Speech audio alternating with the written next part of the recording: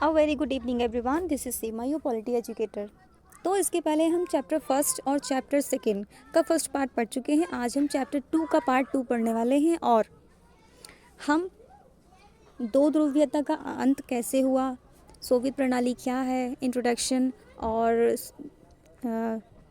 शीत युद्ध का विघटन कैसे हुआ, अब सोवियत प्रणाली का विघटन कैसे हुआ और विघटन के कारण क्या हैं आज हम पढ़ने वाले हैं। ठीक है, तो सभी क्लास स्टार्ट करने से पहले फ्रेंड्स, अगर आप लोगों ने मेरे चैनल को सब्सक्राइब नहीं किया है तो प्लीज़ सब्सक्राइब कर लीजिए, कमेंट्स कीजिए और शेयर कीजिए, लाइक कीजिए। ठीक है, तो चैप्टर स्टार्ट करते हैं। विघटन के कारण। इसमें कोई संदेह नहीं है कि सोवियत संघ की राजनीतिक आर्थिक संस्थाएं अंदरूनी कमजोरी के कारण लोगों की आकांक्षाओं को पूरा नहीं कर सकी।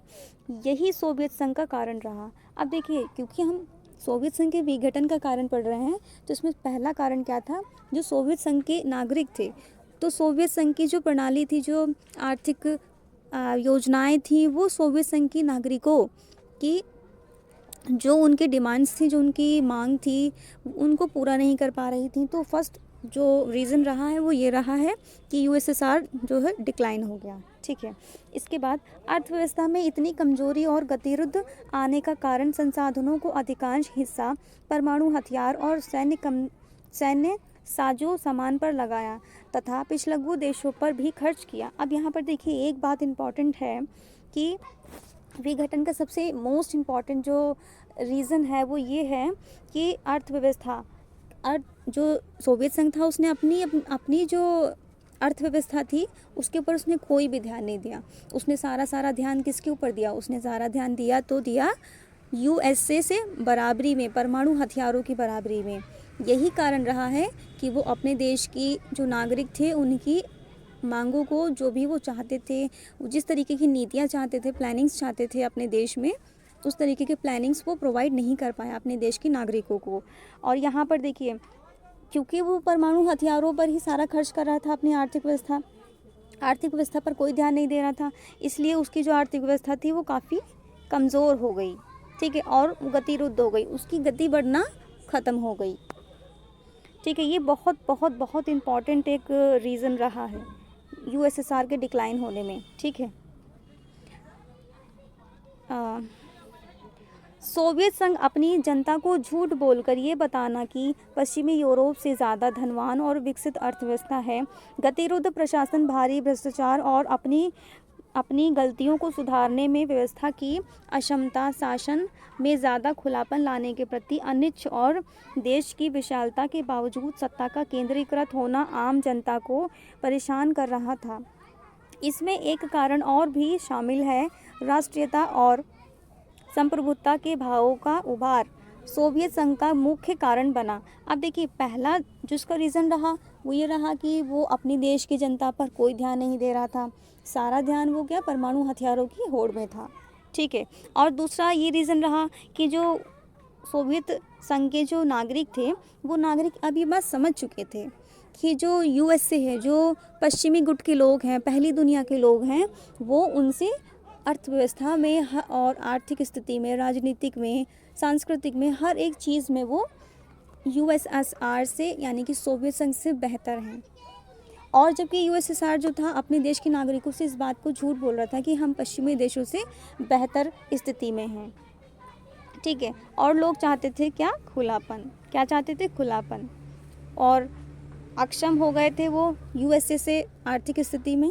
ये सारी चीज़ें जो देश के नागरिकों को पता चल गई थी। तो देश के नागरिकों को जब कोई चीज़ ऐसी पता चलती है कि सरकार अपने को लेकर किसी और सरकार से कंपैरिजन करती है और ख़ुद को बढ़ावा करती है, जबकि वो असलियत में ऐसा होता नहीं है, तो क्या होते, देश के नागरिक थोड़ा सा गुस्सा जाहिर करते हैं। ठीक है, वहीं यहाँ पर हुआ। इसमें एक और भी शामिल है। ठीक है, इसमें एक कारण और भी शामिल है, जो कि क्या कारण है? राष्ट्रीयता का कम होना और संप्रभुता का कम होना।